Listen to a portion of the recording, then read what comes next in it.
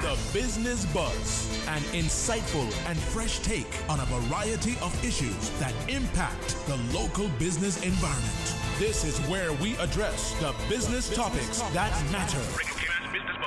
Here's your host, Anita Khan. Good morning. Welcome to the Business Buzz. It's Thursday, March 9th, and today we only have one show. Earlier this morning we had Money Sense. I want to say good morning to all our listeners, our viewers on YouTube, our producer of the Buzz, Miss Susan Watson, and of course our guest in the studio. We continue with our regular segment with the RCIPS, which is every second Thursday of the month. And of course, March is honoring Women's Month in the Cayman Islands. And in this segment, we'll learn more about a newly formed Women in Policing Network, and we will touch on a few other topics as well.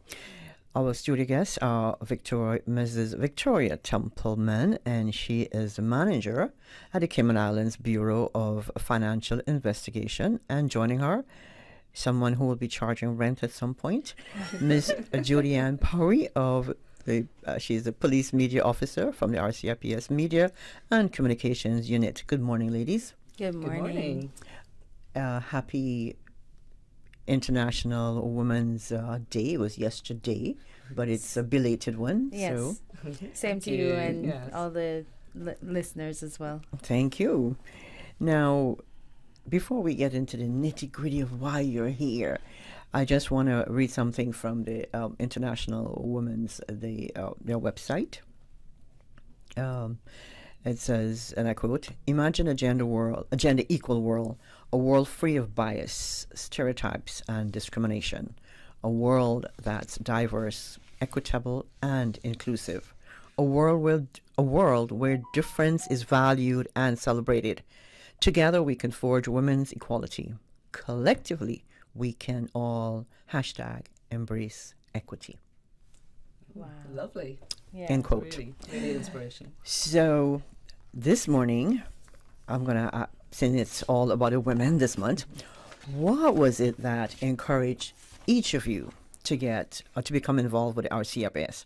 Let's talk about a bit about your role with the RCIPS, and I'll start with you, Judy-Ann. So I joined the RCIPS at the very, very tender age of 19. Wow. Yes. I was actually in university, and one of my professors, he was a sociology lecturer at UCCI, and he was also a police inspector, and he was the inspector in charge of the training unit at the time, Dr. White. And he encouraged me to join. At the time I was teaching. I was a teacher's assistant at the Savannah Primary School. But I had come to realize that that was not for me. So I decided to try this instead, because I've always had a passion for community service and community work in some way, shape, or form. And it's been quite some time since 2019, so I guess I've found my niche.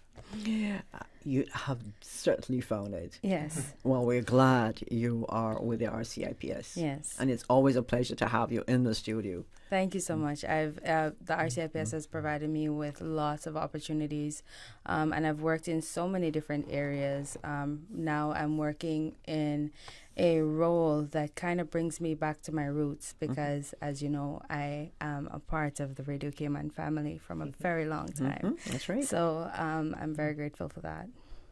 All right. Now, Victoria, good morning. Good morning, and thank you so much for the opportunity to come and speak with you this morning. My story is slightly different, but there are definitely common themes. So I have a sort of 18-year career in UK national policing. And the reason I got into law enforcement, again, I was sort of in university wondering what should I do and things like that. And sounds a little bit cliched, but like Judy-Ann, I wanted to serve the public in a meaningful way.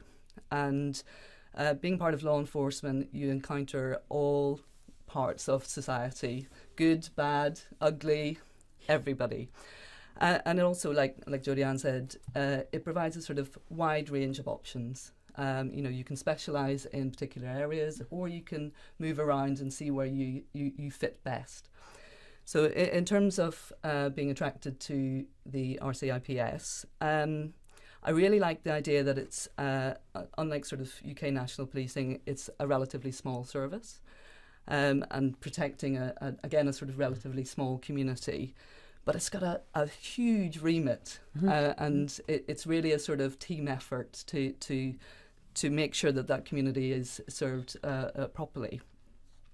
It also gives the sort of opportunity to experience community policing, but coupled with the policing requirements that are associated with the big transnational organised crime that affects jurisdictions like Cayman that are international financial centres. So there's such a nice balance of remit in that respect. In terms of the role I'm doing at the moment, so I'm privileged to be leading a specialist unit within the RCIPS. It has both an operational and a non-operational remit. So it means that I have to, and my team have to be sort of cognizant of both domestic policing priorities, but also the sort of wider national security remit. So that to me is really, really interesting. Unlike Jodie Ann, I've sort of primarily stuck to economic crime. I love a spreadsheet and numbers, but the opportunity that brings with it, along with that, is fantastic in itself. So yeah, that's why I ended up in the RCIPS. And I want to say that you're both in a male-dominated field. Yes.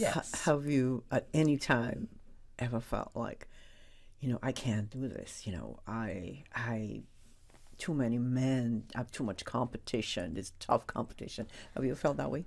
Never. Not once. No, and I have to say that I've been lucky, but it was certainly a preconception that I had before entering law enforcement. It was a consideration.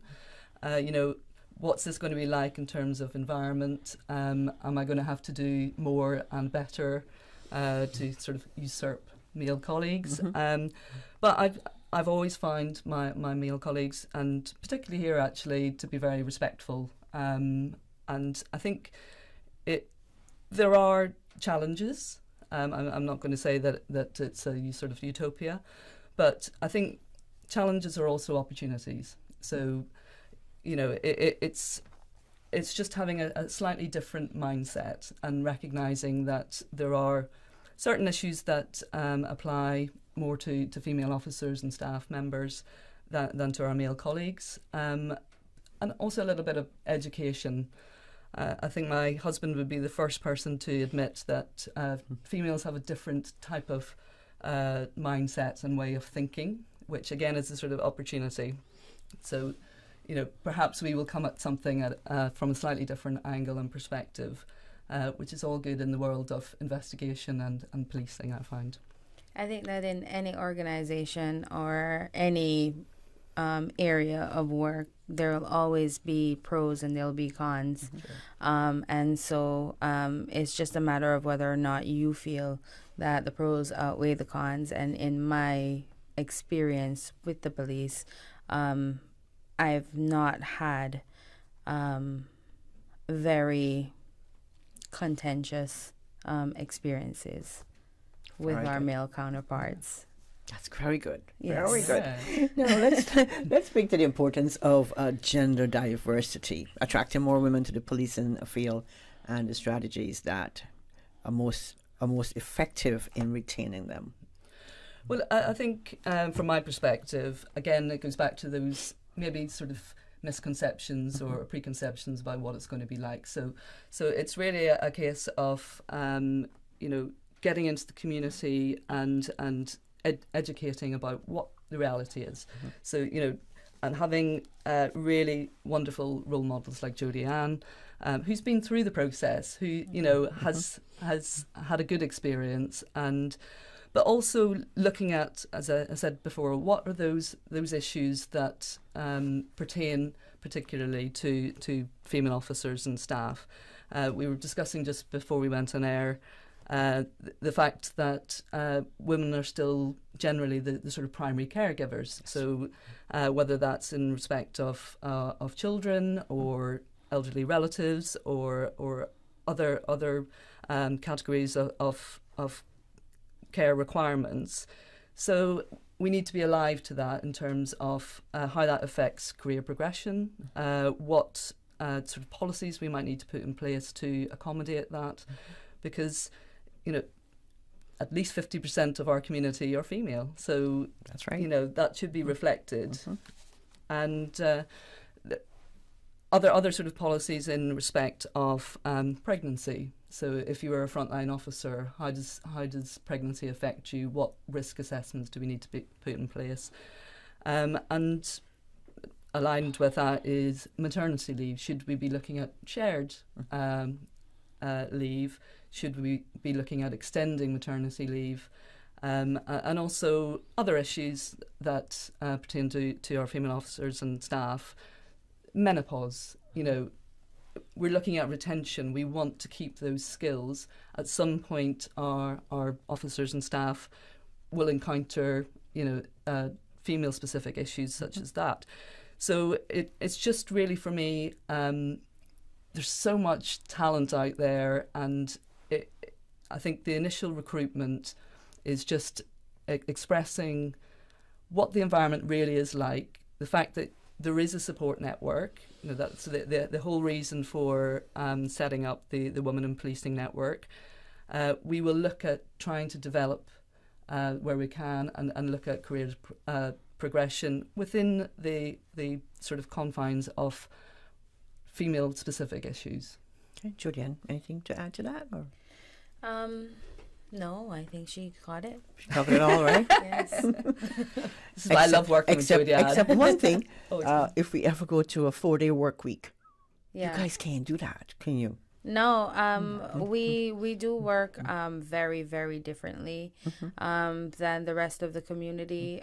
We provide a 24-hour service, and so we have to be out there when everybody else is in bed, home with their families, in natural disasters. But it's a part of the job, and we don't sugarcoat when we are training our officers. Everybody knows what to expect once they hit the ground running. And speaking of our officers and recruitment, I also want to share that we do have a new batch in. Congratulations. Right How many? Yes. So we have 15 in total, and 5 of which are women. 5 Very women. good. Brilliant. Yes. Very good. Yes. Love. Before we go to a break, Julianne and Victoria, as a mother, right? Victoria is not a mother yet. She's working on it. But that will be news to my husband as well. We've had him on the bus before. If he's listening, good morning. And as a woman, a mother, you of course you're strong and fearless and everything else that goes with it. But as a mom working as a police officer, or as within the police force, there are times when you have to be out on a raid, you have to be out on the road, and you have to leave your children at home. Worse is if your husband, your partner is a police as well. He's not. He's a police in a different sense. He's a compliance officer. But no, I have worked in uniform. I have worked in CID, and I now work where I am now while I was a mother. And so I've experienced all those things that you've described. I've experienced having to leave home at 2 a.m. to get to work for 3 for an operation that starts at 4 a.m. in the morning. I've experienced working shifts from 7 to 7 in the morning. And then, having to get home and get my son ready to school before having to go to sleep for the day. And all those things, it is definitely tough for officers. I think one of the most important thing is to make sure that you have a good support network. I have been blessed to have that. Like even this morning, I don't know if you travel from the Eastern District into Georgetown. I do. You know that you cannot leave Savannah at 7:30 in order to get here for 8. No, you don't. It is not going to happen. So this morning, my mom had to get my son ready for school and take him to school on my behalf in order for me to get here on time, and I've been very grateful for that. And I know that a lot of the ladies, especially ladies that come from overseas like Victoria do, and they have their families with them, they don't have families here, but what they've done is they've created a family within the service here on island. And, whenever one lady is on shift, somebody who isn't is there to support her and her children. And so, we find as women, we find means and ways to get things done because there's no option but to get it done. But the other beauty of the service is that if that isn't feasible for you and, amazing organizational skills, let's just put that out there, that, that's one of the benefits of being a mother. There are other options, so you don't necessarily have to be frontline policing. No. You can go into and make an equally valuable contribution in all sorts of different areas.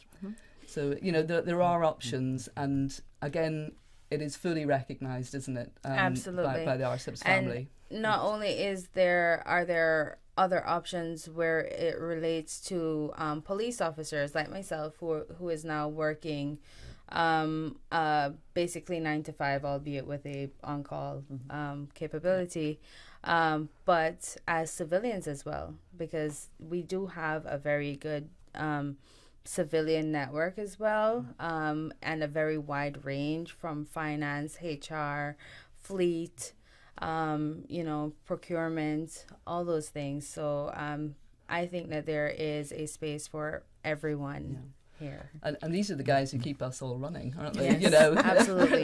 They're really valuable. Without them, the service doesn't happen. So.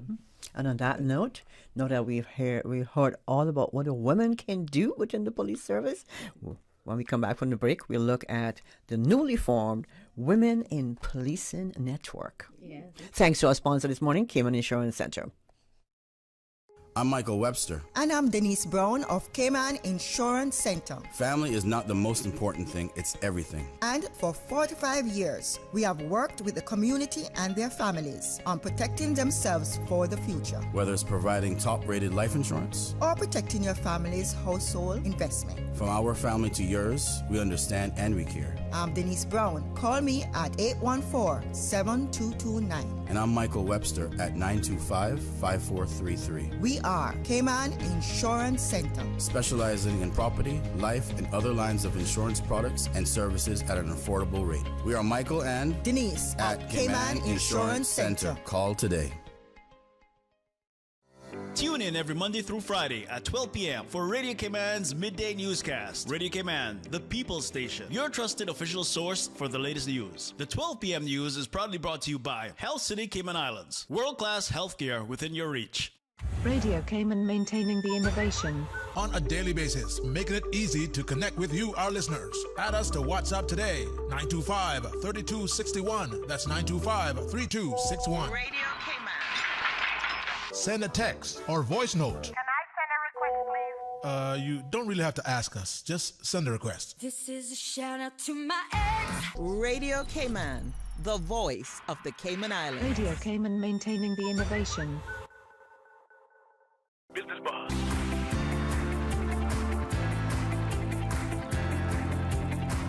Business Buzz with your host, Anita Khan. Good morning and welcome back to the Business Buzz. I almost missed my cue there, Susan.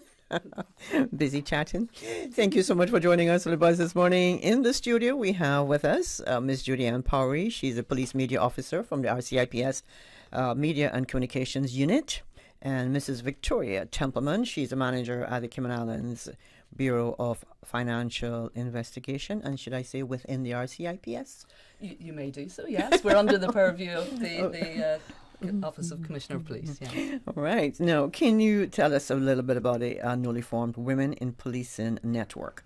the main goal, and how beneficial will it be for current and future female leaders in the field of policing? Thank you. It's a very exciting initiative and something that's replicated in other jurisdictions. So really the purpose of the network is to promote empowerment with an eye to inclusion, equity and equality. So it's a way of, and in that respect, the main goal is still to promote police values and diversity, but whilst helping to develop leadership opportunities and career development specifically for our female officers and staff. As we spoke a little bit about before, we really want to encourage recruitment of that fantastic talent that's out there, and also to retain and ensure that we support progression of women within the service. It also serves as a constructive channel for regular discussions with our senior leadership team. And I have to say, Commissioner Byrne and Deputy Commissioners Ennis and Walton have been extremely supportive of this initiative, and welcome the discussions that we're bringing to the table. So I commend them on their support they've given. It's so important, and yes, we're lucky in the RCIPS to have that style of leadership. It will also give us the opportunity to act collectively on issues that affect female officers and staff, give the opportunity to create a safe environment to challenge behaviour. So any of that behaviour, and again we discussed earlier about the sort of misconceptions, and that we want to work with our male colleagues in that respect to educate each other about what issues are pertinent to each of us, and also a bit of education around what the environment should look like. We want to encourage mentoring and championing of female officers and staff to enable them to achieve their career goals. So, like we were discussing earlier, if you've got outside commitments and responsibilities, how can we develop a programme in terms of mentoring to still enable you to achieve those goals? And as I said before, I think it's well recognised that women think a little bit differently. So what type of mentoring do we have to put in place, or what type of training to maybe bring out the best and the most skills in that respect? And importantly, it is a valuable link into sort of regional and international networks as well. So we have 2 officers in the UK at the moment who are attending conferences promoting the Cayman Islands, absorbing best practice and how other jurisdictions are going about their policy making and changing or adapting the working environment. I myself are privileged enough to be going to represent the RCIPS in New Zealand and I'm going to be a guest presenter during the course of the next International Women in Policing Association conference in New Zealand in September. So we're really putting Cayman on the map. We are trying to absorb everything that we can in terms of the direction that we want to go as RCIPS. And it's really just a support network again. Let's see what we can do. We want to enhance certainly the numbers, but also the retention of females in the service. So how did this all get started? Wow, that's funny.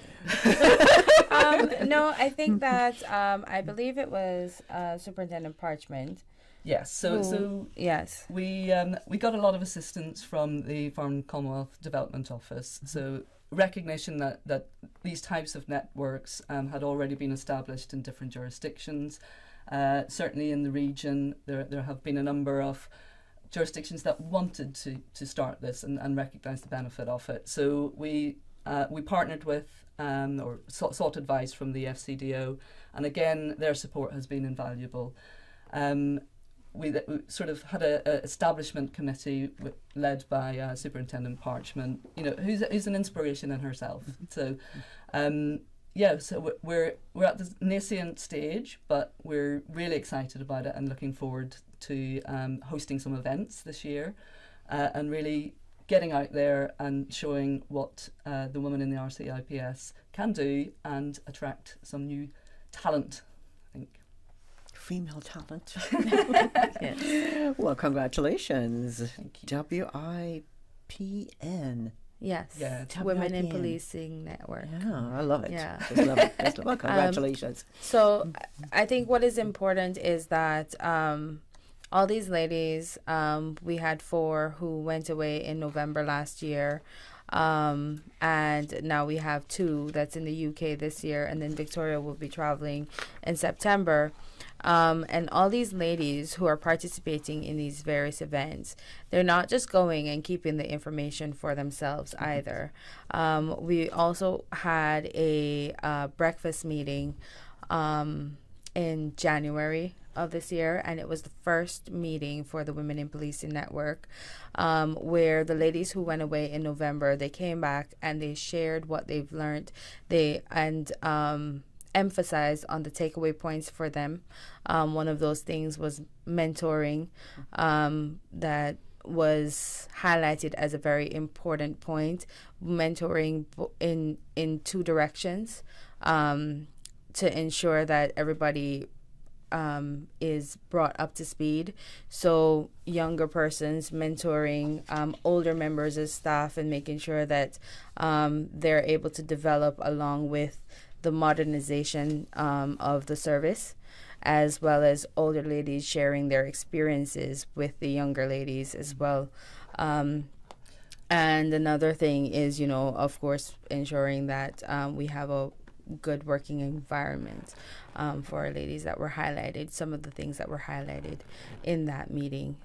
So again, it's something that we're hoping that will definitely take off. Yeah. And I think it's important to highlight as well that we're not saying that this is a network that encourages everybody to get to the top. Whatever your career goals are, whatever your progression speed or level is, that's what we want to really encourage. A bit of self-reflection and teasing out those issues that we need to work on in conjunction with our male colleagues. This isn't a them and us scenario. It's very much a collaborative effort, and again a sort of support in what we need to do to get people to where they need to be. You were there in November last year, right? Last year? No. Unfortunately, I wasn't. No. So the ladies that attended in November was our DCO, Ms. Nancy Barnard, Superintendent Parchment also attended, and Detective Inspector Denise Anderson, who is in charge of our Criminal Records Office. She also attended. And all 3 ladies, they came back and they gave very, very awesome feedback on our progression. So Victoria, you'll be presenting in New Zealand in September. That's right. Yes. That's exciting. It's very exciting. I'm excited for you. I know, I've never been to New Zealand for That's on my bucket list. Yeah. And the lovely thing is that I will be presenting along with colleagues from the Seychelles and also from Australia. So again, it's that sort of integration of networks. What can we learn from each other? Obviously our jurisdictions aren't quite the same in terms of profile, but the issues are the same, really, and it's learning from each other, and then, as Jodie-Ann says, relaying that back to the team, back to the service, and what can we do a little bit better? What do we need to have maybe a bit more thought about? And yeah, it's a really exciting time, and I think it's probably long overdue. But as I say, the support that we've had from senior leaders and from other male colleagues across the service has been fantastic. So as part of the... Go ahead, Julianne. I follow the New Zealand police on Instagram. They're awesome. Yeah. I just want to... They have an awesome service. Well, I have been following the premiere. Jacinda. Oh. But now she's leaving. Yeah. But again, what an inspirational woman. Yes. Fantastic. I love that woman. Yeah. She's got it all. When the time she walked into, was it Parliament with her baby, breastfeeding her baby? Yeah. She made history. No, Judy, or Victoria. policing is, to me, my husband was a police. So for me, policing is special. You know, it's a special career. Absolutely. It's a dangerous one as well. Mm-hmm. We're pretty safe in Cayman. Thank God. Yeah. That's because you've got a wonderful police service. I absolutely agree. Full of wonderful women. Absolutely agree. How the women within the RCIPS, how do they become a part of the policing, this newly formed women in policing network? Do they have to sign up for it, or how does it work? So it works on so everybody who's already within the service, so both our police officers and our staff, because, you know, as I said before, equally valuable in terms of contribution, automatically become a member. So if they don't want to participate, they can tell us and say, but they don't have to sign up, or there's no onus on them to take part. Equally, we will have within the network champions, so there'll be an opportunity for people to come and champion perhaps their area of expertise, or issues that they feel they've got a particular knowledge around. So it's really an inclusive network for everybody to get involved. Our male colleagues will be invited to events, and you know, they will be able to contribute in that way, and also that education piece, so they'll be able to learn from us and learn what we're doing, and stay abreast of that. So it's really inclusive, and yeah, it's up to people how much they want to contribute or how much they don't. But and I think the system will be that new recruits, so our 5 new recruits, which is fantastic, again will automatically 5 new female recruits. Yeah, sorry, will automatically become members as well. Mm-hmm. So and I just want to emphasize the point that our male counterparts will also be a part of this, Sure. because I want to think that communication is key when it comes to solving problems, and a lot of the time, if there were good communication, we wouldn't have very many conflicts, and so it's a good opportunity for us to share the things that affect us, so that they know and they can be sensitive of that as well. Sure. Because they will be our managers, they'll be our partners, they'll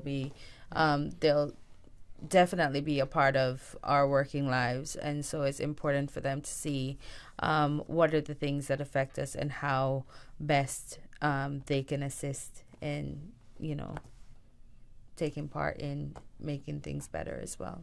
Truly equality. Yes. Equality and equity. That's right. And on that note, we're going to take a quick break. Cayman Insurance Center is a proud sponsor this morning. I want to say thank you, and we'll take that break soon. I'm Michael Webster. And I'm Denise Brown of Cayman Insurance Center. Family is not the most important thing, it's everything. And for 45 years, we have worked with the community and their families on protecting themselves for the future. Whether it's providing top-rated life insurance or protecting your family's household investment. From our family to yours, we understand and we care. I'm Denise Brown. Call me at 814-7229. And I'm Michael Webster at 925-5433. We are Cayman Insurance Center, specializing in property, life, and other lines of insurance products and services at an affordable rate. We are Michael and Denise at Cayman Insurance Center. Call today. The Ministry of Education invites eligible Caymanians to apply for an Education Council Local Scholarship for the 2023-2024 academic year. To apply for a local scholarship or learn more about various scholarship offerings, please visit the Scholarship Secretariat Unit's website at www.moescholarships.gov.ky. Applications close on Sunday, April 30th, 2023. Brought to you by the Ministry of Education. Ouch! It's hard to expect a good day after a bad night's sleep. Take advantage of Brandsour's Home Gallery's Sleep Sale. Save up to 40% plus free delivery on Tempur-Pedic and Silly mattresses. Insomnia is bad for your health, so start sleeping better with the Brandsour's Home Gallery 40% off Sleep Sale. Hurry! Sale ends Saturday, March 11th. Dorsey Drive, Industrial Park. Call 949-5211. Business Buzz.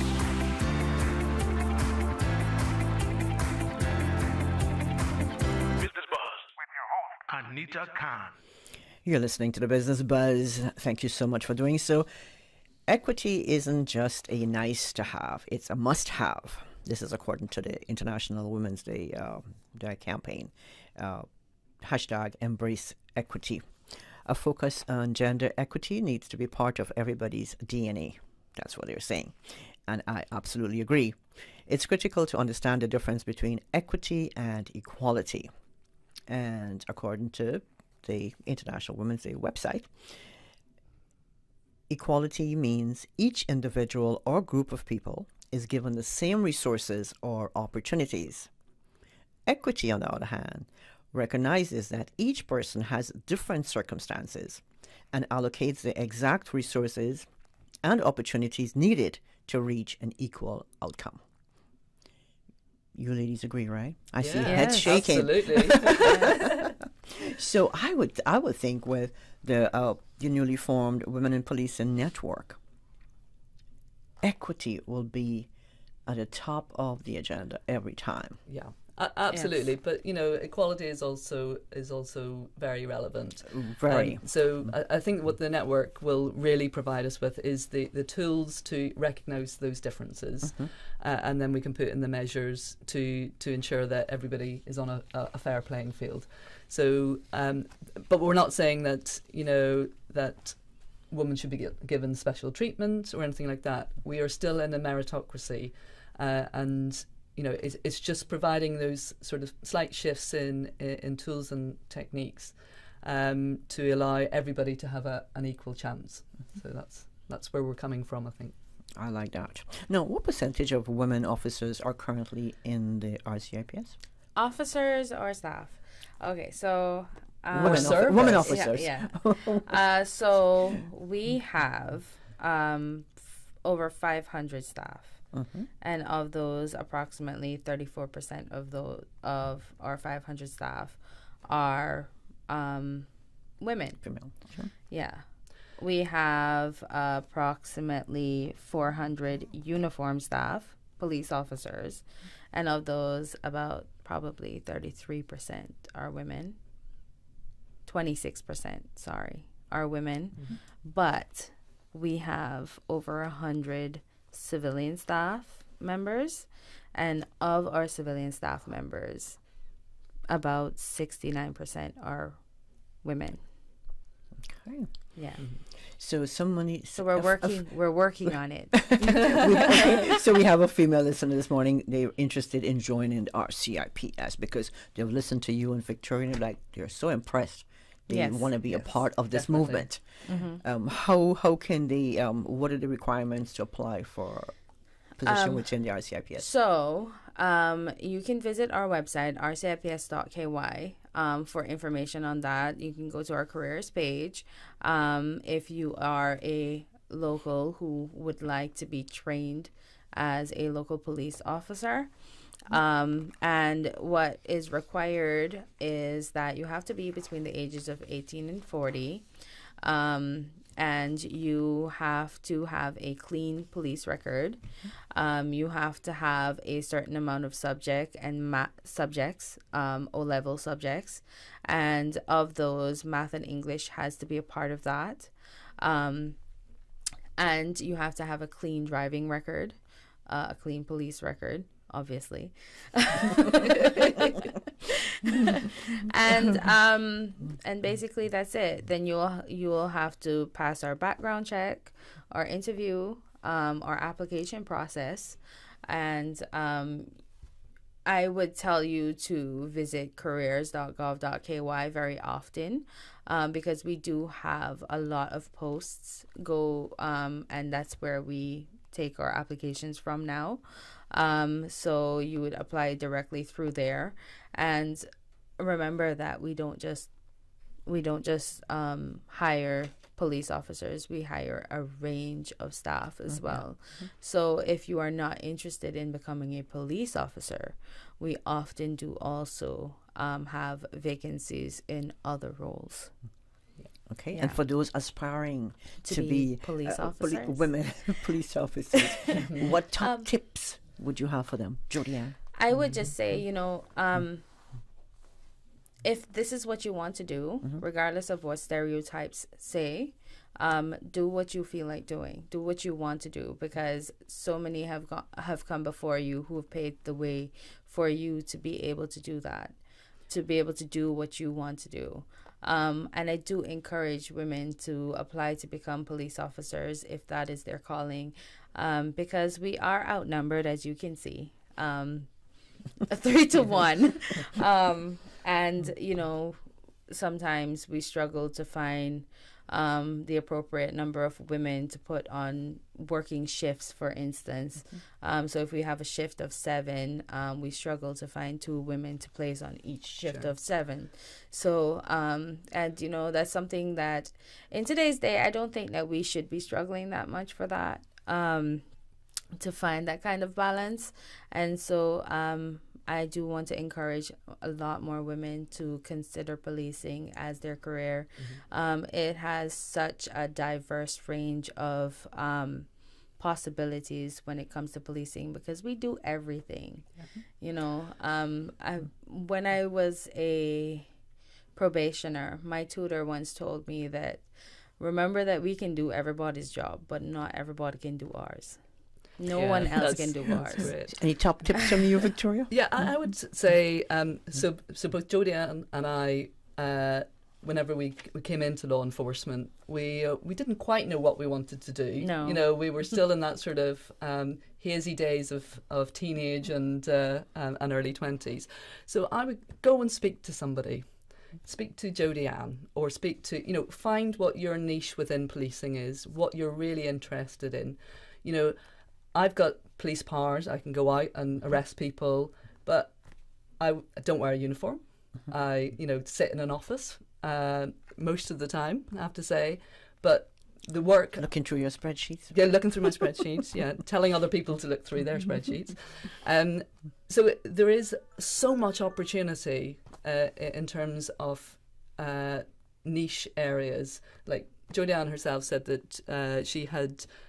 you'd worked in CID, you've worked in frontline policing. You know, you're now in the comms. You know, so don't just think that you're going to be out stopping traffic, or you're going to have to run around after and wrestle bad guys to the ground. You know, there's so many options, but it's such a good structured environment, and you are contributing to the protection of your community. So why wouldn't you?